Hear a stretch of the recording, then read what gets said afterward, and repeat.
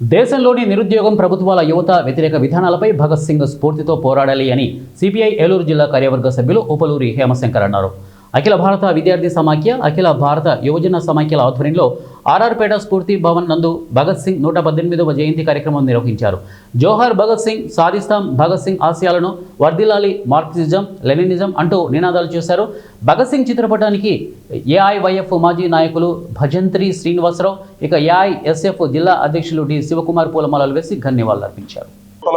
దేశ స్వాతంత్ర కాంక్షను రగిలించడం కోసం తమ ప్రాణాలని తృణప్రాయంగా ఎంచి దేశ స్వాతంత్రం కోసం ప్రాణాలను అర్పించారు. అలాంటి ఒక స్ఫూర్తి, అలాంటి ఒక ఆలోచన ఈరోజు దేశంలో ఉన్న యువతలో కొరవడతా ఉంది. అందుకనే దేశానికి స్వాతంత్రం వచ్చి 78 ఏళ్ళు గడిచినా ఇంకా దేశంలో అసమానతలు అలానే ఉన్నాయి, దేశంలో దారిద్ర్యం అలానే ఉంది, దేశంలో పేదరికం అలానే ఉంది.